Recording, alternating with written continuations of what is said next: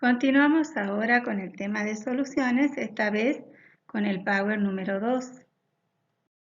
Se hace necesario diferenciar los tipos de soluciones, porque cuando hablamos, por ejemplo, de una taza de té a la que le hemos colocado 2 cucharillas de azúcar, no es lo mismo que a la que le pusimos 5 cucharillas. Por eso surge el término de concentración, que indica la cantidad de solutos disueltos en una determinada cantidad de solvente o de solución.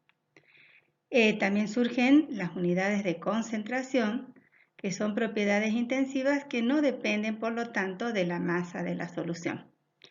Estas unidades de concentración se pueden caracterizar en físicas y químicas. Nos vamos a referir a las unidades físicas primero.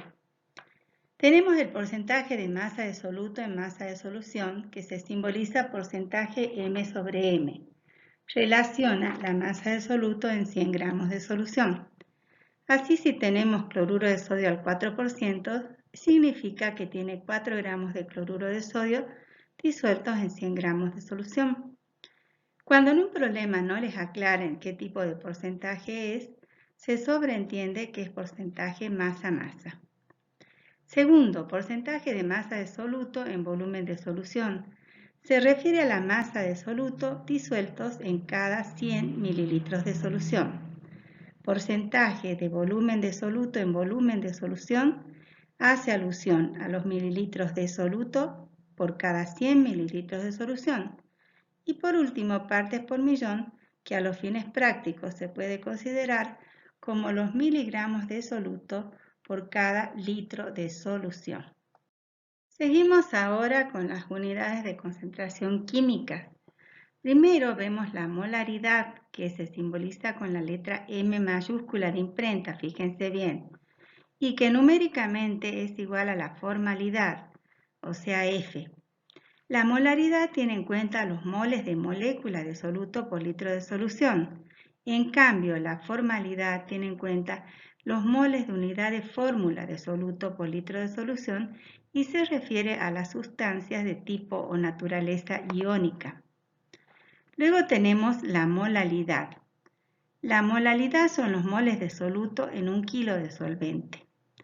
La fracción molar, fíjense acá les han simbolizado con X sub I, porque puede ser la fracción molar del soluto o la fracción molar del solvente. Es el cociente o la división entre el número de moles del componente, ya sea soluto o solvente, y el número total de moles de la solución. Vamos a realizar ahora una clasificación de las soluciones de acuerdo a soluto disuelto. Para ello es necesario hablar de solubilidad. Siguiendo con el ejemplo de la taza de té y del azúcar, cuando le ponemos las 2 cucharillas de azúcar se disuelve perfectamente en el té, pero si le ponemos 8 cucharillas de azúcar, veremos un excedente, ¿no es cierto?, después de haber tomado el té, en la taza de azúcar. Entonces, hablamos de solubilidad, que es la máxima cantidad de soluto que se puede disolver en una determinada cantidad de solvente a una temperatura dada. Las soluciones entonces se pueden clasificar según la cantidad de soluto disuelto. En soluciones saturadas son aquellas cuya concentración es igual a la solubilidad. Soluciones insaturadas son aquellas cuya concentración es menor que la solubilidad. Y estas soluciones se clasifican en diluidas y concentradas. Por otro lado, tenemos las soluciones sobresaturadas, que son aquellas cuya concentración es mayor a la solubilidad. Estas soluciones son inestables. El soluto en exceso precipita ante una perturbación. Entendamos ahora cómo se interpreta la solubilidad. Por ejemplo, nos dicen que a 25 grados Celsius la solubilidad del sulfato de calcio es 4,9 por 10 a la menos 3 formal. La concentración la está expresando en formalidad, que es numéricamente igual a la molaridad, o sea, a los moles de soluto por litro de solución. Por eso es que entonces vamos a poner la solución es igual al soluto en el agua, que es el sulfato de calcio, más el solvente, que es el agua. ¿Cuánto tenemos de solución entonces? Si dijimos que la molaridad son los moles de soluto en un litro de solución, el volumen de la solución entonces es 1 litro. La cantidad de soluto entonces serían 4,9 por 10 a la menos 3 moles. Y bueno, y tenemos el solvente.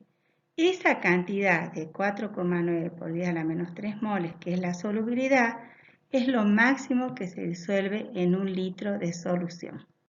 En esta diapositiva solo quiero resaltar las diferencias entre soluciones saturadas, insaturadas y sobresaturadas para que ustedes las tengan en cuenta. Veamos ahora el efecto de la temperatura en la solubilidad. La temperatura afecta a la solubilidad de la mayoría de las sustancias.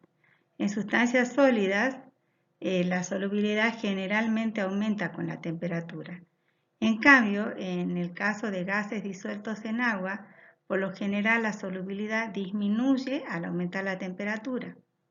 En los procesos endotérmicos, que se acuerdan que habíamos dicho que son aquellos donde el delta de H de la solución es mayor que 0, o sea que absorbe calor, en este caso vemos que la solubilidad de los sólidos aumenta con la temperatura. Veamos el gráfico. Fíjense, tenemos en ordenada solubilidad en gramos de soluto por 100 gramos de agua y en abscisa la temperatura en grados Celsius. Tenemos la curva que vemos cómo asciende.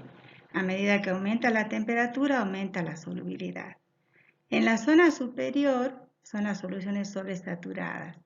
En la línea de la curva morada son las soluciones saturadas y por debajo de ese valor de la línea morada están las soluciones insaturadas.